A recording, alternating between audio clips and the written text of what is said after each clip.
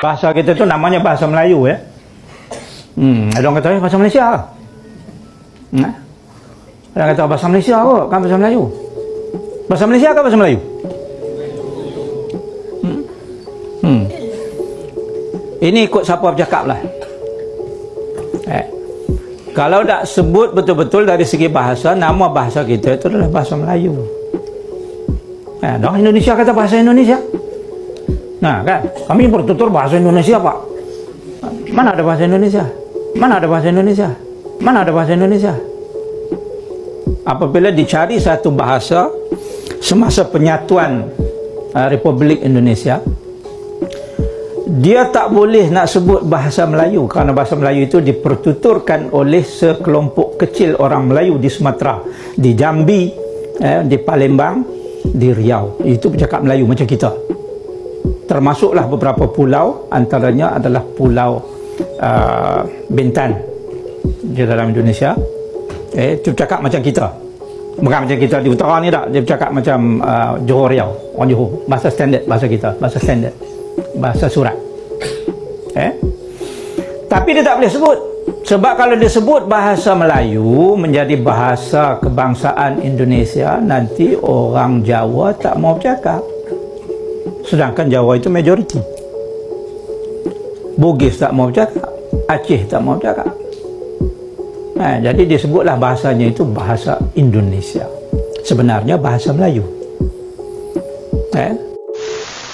Assalamualaikum warahmatullahi wabarakatuh. Salam sejahtera untuk semua, sahabat kata per kata. Itulah potongan video dari Profesor Malaysia, yang sedang memberikan pengetahuan sejarah tentang bahasa. Namun profesor ini selalu saja mengkait-kaitkan sejarah yang ada di Indonesia, contohnya seperti bahasa Indonesia, yang mengatakan, mana ada bahasa Indonesia. Yang berarti bahwa bahasa Indonesia itu tidak ada, yang ada adalah bahasa Melayu. Memang benar, bahwa dahulu bahasa Indonesia itu tidak ada, yang ada hanyalah bahasa Melayu. Sehingga ketika itu sebelum diikrarkannya Sumpah Pemuda pada tahun 1928, nama bahasa Melayulah yang diusulkan oleh Muhammad Yamin, sebagai bahasa persatuan. Namun pemuda kelahiran Pamekasan, Madura, yaitu Muhammad Tabrani menentangnya, bahwa bahasa Indonesialah yang tepat sebagai nama bahasa persatuan. Dan Muhammad Yamin menentangnya kembali dan berkata, bahasa Indonesia itu tidak ada. Dan seketika itu dibalas kembali oleh Muhammad Tabrani, kalau memang bahasa Indonesia itu tidak ada, maka dari mulai saat ini, mari kita adakan atau kita ciptakan, sebagai bahasa persatuan. Untuk itulah bahasa Indonesia diciptakan, yang tujuannya untuk dijadikan sebagai bahasa persatuan bangsa. Mayoritas profesor-profesor Malaysia memang tidak memiliki pemikiran yang kritis, yang sulit menerjemahkan arti dan makna sesuatu yang terjadi, sehingga terciptalah sebuah propaganda dari para profesor-profesor Malaysia. Dalam video tersebut, Profesor Abdul Muwati Ahmad berkata, kalau dinamakan bahasa Melayu, nantinya orang-orang Jawa tak mau menggunakannya karena Jawa adalah mayoritas. Sebenarnya itu sangatlah tidak tepat, ketika menyimpulkan atau mengartikan tentang nama bahasa Indonesia, yang di dalam negara Indonesia memiliki suku Jawa yang menjadi mayoritasnya. Dinamakannya bahasa Indonesia, tujuan sebenarnya adalah untuk mempersatukan persatuan bangsa, sebagai identitas bangsa dan negara Indonesia. Sejak dahulu, para pahlawan pejuang pendiri bangsa, selalu memikirkan tentang semangat persatuan bangsa. Karena mereka sadar dan paham, tentang apa yang ada pada negara Indonesia yang sedang mereka dirikan. Untuk masa depan bangsa dan negara, harus ditanamkan persatuan dan kesatuan bangsa untuk melawan para penjajah, salah satunya melalui bahasa. Walaupun bahasa Melayu yang dijadikan akar bahasa Indonesia, bukan berarti mengabaikan bahasa-bahasa daerah lainnya yang ada pada negara Indonesia. Karena semenjak Sumpah Pemuda, melalui niat Muhammad Tabrani yang ingin menciptakan bahasa Indonesia, maka seluruh bahasa daerah yang ada di Indonesia, serta bahasa-bahasa asing, terus bermunculan demi memperkaya kosakata bahasa Indonesia. Agar tidak lagi sama dengan bahasa Melayu yang ada di Indonesia. Bahkan lambat laun yang biasanya menggunakan kosakata bahasa Melayu, kosakata tersebut mulai tergantikan dengan kosakata yang baru, yang lebih sesuai, yang bertujuan sebagai identitas bahasa Indonesia. Yang berbeda dengan bahasa Melayu. Contohnya adalah, yang dahulu menggunakan bahasa Melayu, dengan kata, bekas kami menggantinya dengan kata, mantan. Kata, Tandas atau jamban diganti menjadi kata toilet atau WC. Semua itu tercipta untuk menyesuaikan perubahan zaman, serta menyesuaikan kata-kata yang pas dan pantas untuk diucapkan. Dan masih banyak kosakata-kosakata lainnya yang tidak ada pada bahasa Melayu, namun ada pada bahasa Indonesia. Yang dahulu bahasa Indonesia hanya berjumlah ribuan kosakata, namun kini, bahasa Indonesia sudah berjumlah ratusan ribu kosakata. Semua itu tercipta dan diciptakan oleh masyarakat Indonesia itu sendiri. Contohnya untuk kosakata yang terbaru yang sudah masuk ke dalam Kamus Besar Bahasa Indonesia, yaitu kata kepo. Yang pada awalnya tercipta dari bahasa pergaulan oleh masyarakat Indonesia itu sendiri. Jadi untuk itu, bahasa Indonesia tidak lagi bisa disebut sebagai bahasa Melayu. Inilah kenapa Indonesia menolak keras ketika ada label Melayu Indonesia. Ketika teman-teman dari negara tetangga kita meminta agar Indonesia mau disebut sebagai Melayu Indonesia, agar bahasa Melayu menjadi bahasa pengantar kedua ASEAN. Mungkin bagi teman-teman di negara tetangga kita, nama bahasa Indonesia itu tidak sekrusial nama Melayu itu sendiri yang memang milik siapa saja. Bangsa Indonesia itu dibangun atas bahasa. Ada negara yang dibangun atas agama, makanya ada negara Islam Iran. Ada bangsa dibangun atas ideologi-ideologi tertentu. Ada bangsa yang memang atas ras saja. Amerika misal, makanya orang India nggak pernah diakui di Amerika walaupun bukan suku aslinya. Yang tinggal, yang suku asli yang tidak diakui. Karena Amerika membangun atas rasnya. Indonesia itu dibangun atas bahasa. Bangsa Indonesia itu dibangun atas bahasa. Pada tahun 1948 tidak ada pejabat di Singapura yang tidak meramal bahwa bangsa Indonesia itu akan pecah. Gila, dari Sabang sampai Merauke. Bahasa yang berbeda-beda, orangnya beda-beda, kepentingan yang berbeda-beda. Tapi hingga hari ini ramalan itu semua gagal. Kenapa? Karena kita mendirikan bangsa Indonesia atas nama bahasa Indonesia. Maka tidak bisa diberikan label Melayu Indonesia. Alasan kedua, pada masa itu jumlah kosakata mungkin hanya puluhan ribu yang belum berbeda sama sekali dengan Melayu itu. Sekarang sudah ratusan ribu, dan kita tentu datanya lebih punya. Kalau saya datanya nggak valid, tapi jumlahnya ratusan ribu. Ketiga, sebelum ketiga, dari puluhan ribu ke ratusan ribu itu sudah menunjukkan perubahan signifikan dari posisi kosakatanya. Artinya bahasa Indonesia sudah meninggalkan bahasa Melayu, sudah berkembang lebih pesat dari bahasa ibunya.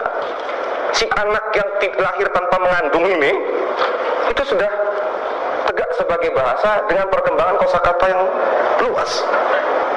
Ketiga, masing-masing negara itu dijajah, oke, kita gunakan kata jajah walaupun saya nggak suka, oleh negara yang berbeda.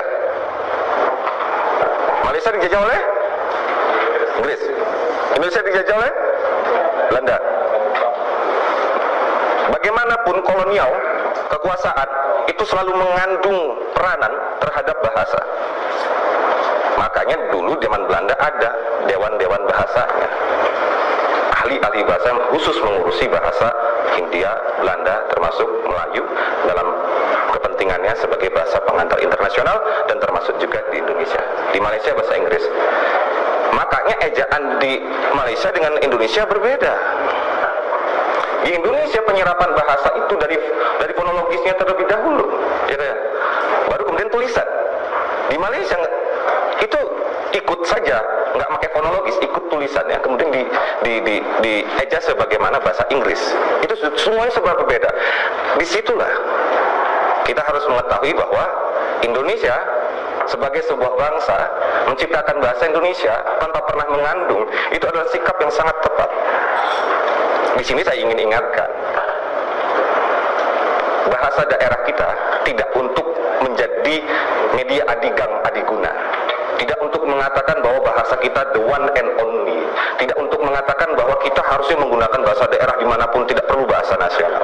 Karena ketika ada arogansi semacam itu dalam pengguna bahasa daerah, Anda sedang menggugat suatu bangsa yang diciptakan atas nama bahasa Indonesia. Makanya kita harus menggunakan bahasa Indonesia, melestarikan bahasa daerah dan menguasai bahasa asing. Bahasa Indonesia adalah bahasa Indonesia sebagai bahasa nasional. Bahasa Melayu adalah bahasa Melayu sebagai salah satu bahasa daerah yang ada di Indonesia. Lagi pula, para pendiri bangsa beserta masyarakat Indonesia tidaklah memiliki pemikiran seperti yang ada pada pemikiran para profesor-profesor Malaysia beserta masyarakat Melayu Malaysia. Indonesia memiliki konsep pemikiran secara nasional yang tidak mengedepankan kepentingan salah satu kaum. Karena Indonesia menghindari sistem perkauman, yang akibatnya adanya perselisihan dan perpecahan antar kaum. Dan itulah yang dimanfaatkan oleh para penjajah pada saat itu.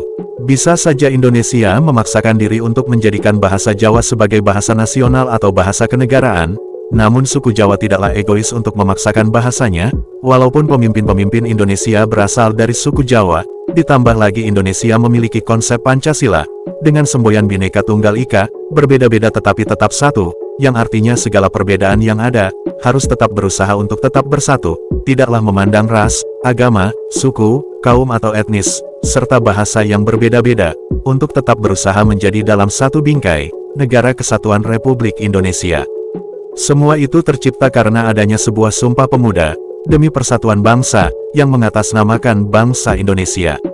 Lalu bagaimanakah dengan Malaysia? Sejak para penjajah Inggris berkuasa di tanah semenanjung ujung Medini, yang sekarang menjadi negara Malaysia, penjajah Inggris telah menanamkan konsep perkauman.